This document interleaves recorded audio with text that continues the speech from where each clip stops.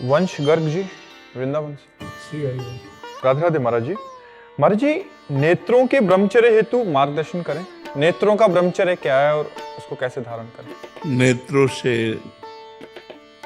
गलत दृश्य ना देखें हम। जैसे व्यभिचार संबंधी दृश्य है ना, जो गलत भावनाएं हमारे अंदर उत्पन्न करते हैं, सबसे पहले हमें अपने नेत्रों को इससे बचाना है। जैसे मोबाइल आदि में, लैपटॉप से या किसी सीरियल आदि में जिसमें गंदा चरित्र है, गंदा दृश्य है, जिस दृश्य के देखने से हमारी भावना पतित हो जाए, हमारी भावना धर्म भ्रष्ट हो जाए, वो दृश्य नहीं देखने।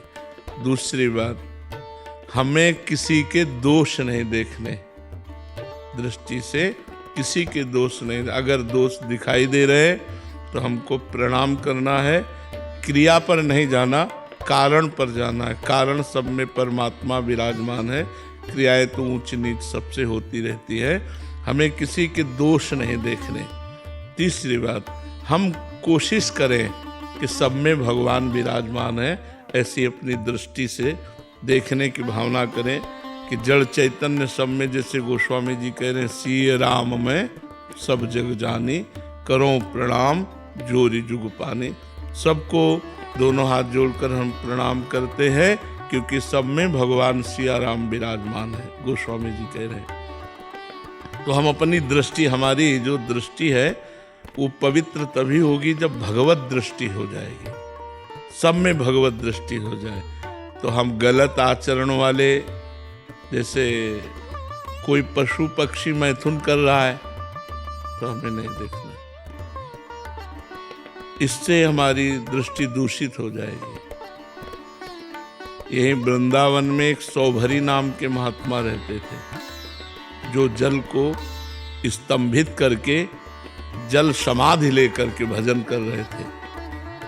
तो समाधि से उनके नेत्र खुले तो उन्होंने देखा मछली मैथुन कर रही है। हर जीव में होता है,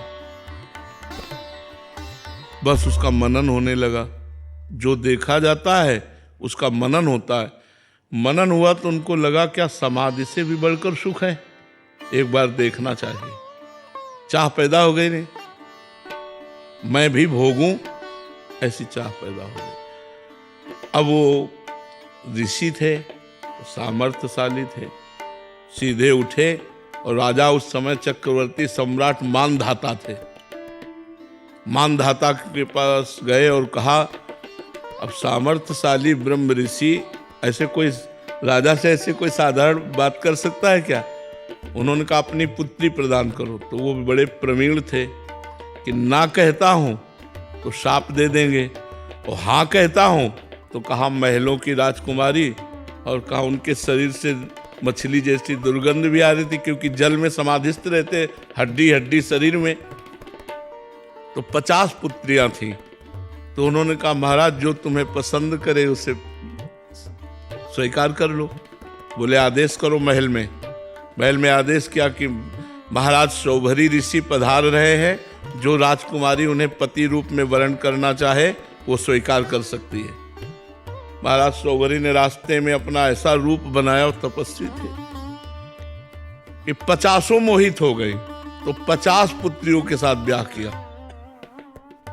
और एक दिन 50 की फिर संतानें हुई, सब ऐसे। तो एक दिन बैठे थे, पूरा परिवार देखकर अरे बोले कहाँ फंस गया, कहाँ जिस माया के विघ्न से बचने के लिए जल में समाधि लेकर भजन करता था, मछली के मैथुन क्रीड़ा को देखकर ये सब।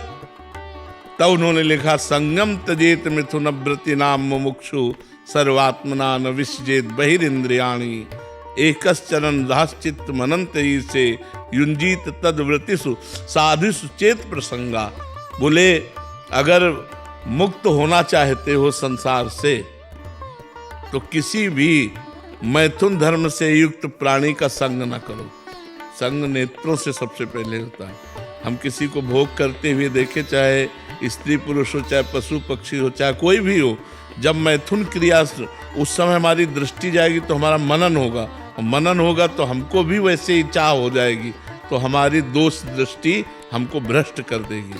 छोटे छोटे बच्चे जो आज गिर रहे हैं नई नई अवस्था के, उसका कारण मोबाइल है। मोबाइल में गंदी बातें सर्च करते हैं, गंदी बातें देखते हैं। तो दृष्टि को पवित्र रखने के लिए किसी भी प्राणी के मैथुन धर्म से युक्त होने पर हमारी दृष्टि ना जाए, और कोई भी मोबाइल लैपटॉप आदि से हम गंदी बातें न देखें, और किसी के भी दोष दर्शन न करें, सब में भगवत दर्शन करें, तो हमारी दृष्टि का ब्रह्मचर्य हो गया।